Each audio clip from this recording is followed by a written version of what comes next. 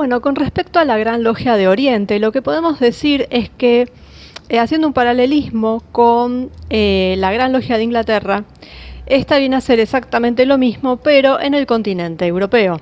Es decir, es la logia más antigua, la más extendida, dentro de lo que es el continente, lo que se llama la masonería continental. Es simplemente como su hermana en territorio europeo, luego de las islas, es decir, aparte de las islas británicas. Por supuesto comenzó en Francia y es un poquito posterior en realidad, porque lo que hizo fue también absorber otras pequeñas logias que había, y hoy en día, y desde hace ya varios siglos, tenemos a la Gran Oriente dentro de cada país. Es decir, tenemos la Gran Oriente de Francia, que fue la primera y que es la más importante. Después tenemos la Gran Logia de España, la de Italia, la de Polonia, la de Rusia. Están en todos los países. Todos los países tienen su Gran Oriente. Y tiene la misma importancia que la Gran Logia de Inglaterra, pero bueno, surgida en Francia y extiende su brazo, digamos, hacia todo el continente. Y también tiene su origen en esa logia de la perfección de la que siempre hablamos, así que parten de una misma base, por supuesto, porque pertenecen a lo mismo. Bueno, esta logia permanece hasta el día de hoy, es decir, pasó por la Revolución, pasó por todos lados y atravesó sendos momentos históricos.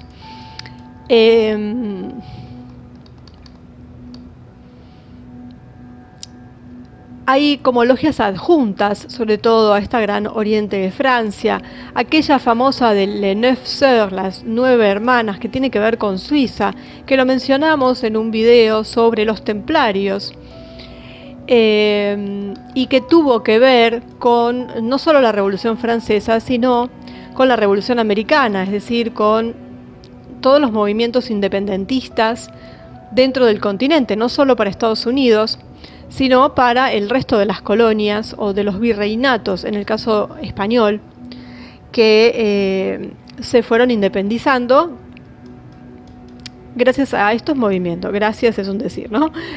Pero a partir de estas logias y de los movimientos que ellas hacían.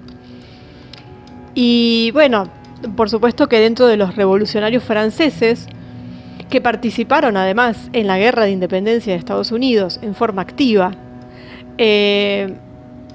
por supuesto muchos pertenecían, la gran mayoría pertenecían a la logia, y como ya vimos, el Marqués de Lafayette, Mirabeau, Danton, Hebert, el Duque de Orleans,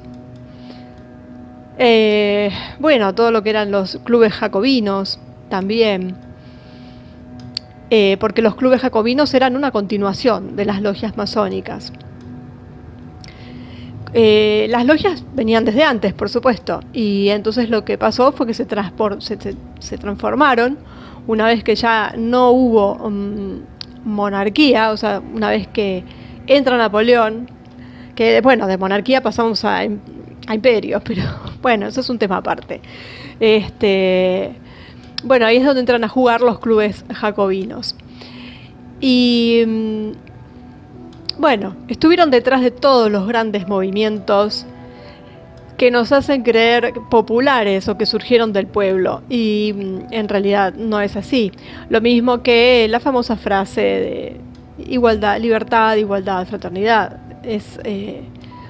Es un lema propio de ellos.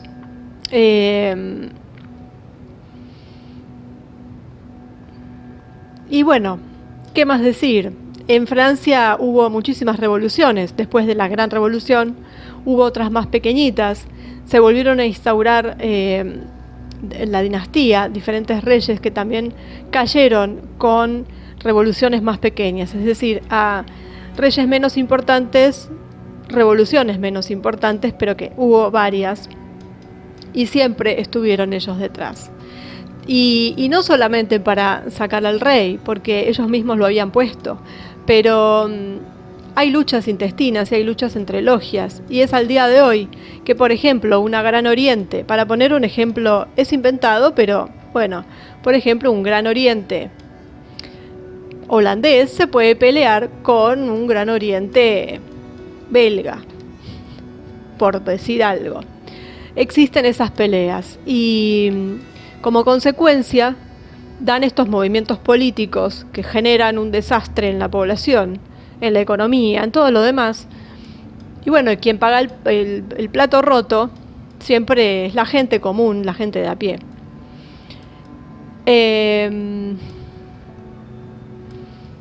Bueno, también hay algún temita con los protestantes, porque tampoco se salvan, o sea, no es que solamente haya infiltrados jesuitas. También hay un tema con los protestantes, ¿no? Y bueno, y esta historia de la creencia, de si creen en un ser supremo o no, algunos permitieron que entrara gente que no creían en el famoso ser supremo. Y bueno, hubo también ahí como una especie de cisma. Y un cisma que se produjo en varias de las logias. Hubo un cisma dentro de la Gran Logia de Inglaterra. También hubo un cisma entre el Gran Oriente y las logias que lo siguieron y el resto de la masonería. Es decir, en algún momento rompió con el sistema, aunque después se amigan.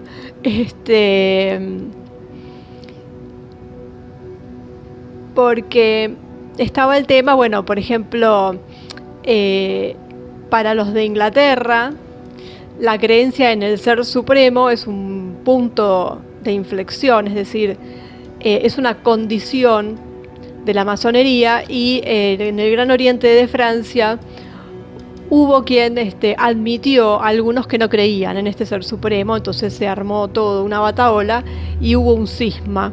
Y se pelearon la Gran Oriente con la Gran Logia de Inglaterra.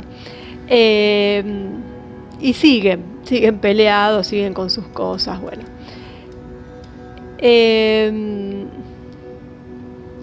Muchas logias se separaron, protestaron, se separaron de la Gran Logia de Francia, después algunos miembros de la Gran Oriente se introdujeron en el rito escocés, o sea, bueno, lo que son, ¿no? Qué sé yo. Y bueno, hay todo un tema ahí con esta cuestión de que no es religión, porque ellos dicen este ser supremo, bueno, que tampoco vamos a entrar en detalles sobre qué es lo que ellos al final de la escalera de grados consideran el ser supremo. Lo podemos imaginar, hay quien lo dijo. Hay un masón finlandés que contó, era un ex masón, que contó lo que se enteró al llegar a los últimos grados, y que tiene que ver con lo que ya sabemos todos, y terminó muerto, por supuesto. Bueno, eso es la Gran Oriente. En la Gran Oriente es una de las más conocidas porque es una de las más poderosas dentro del continente europeo, y que por supuesto después pasó a un montón de otros países, pasó a América, pasó a Asia también, a Medio Oriente. También tenemos ahí el Gran Oriente en el Líbano, por ejemplo, en Turquía. Bueno, se fue por todos lados, hasta en China creo que hay una Gran Oriente.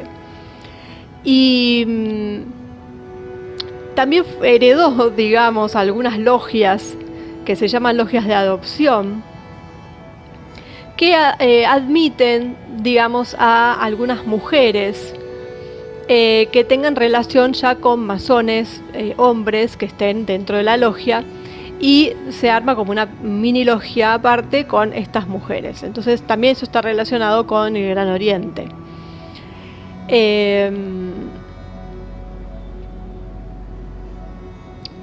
Por supuesto, la mayoría son nobles, ¿no? En general, los que están dentro de estas logias, bueno, los nobles entran todos porque directamente les dan el cargo honorífico y bueno, y ya está, están adentro, o sea, y tienen que luchar con eso, ya está, es condición. pero después la mayoría son burgueses, de alta burguesía.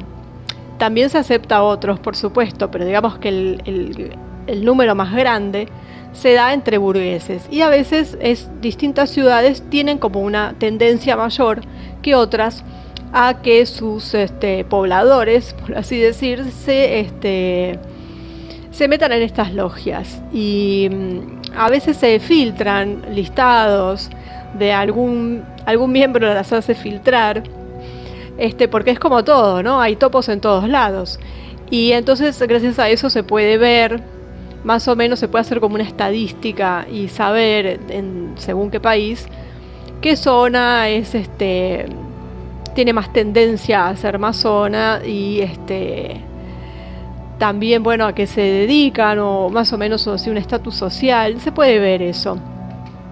Hay que esperar a que se filtre, eso sí.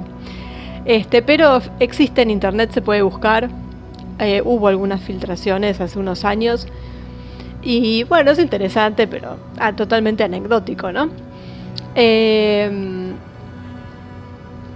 Bueno, durante muchos años Gran Oriente, digamos, no permitió que las logias iniciaran a mujeres, ¿no?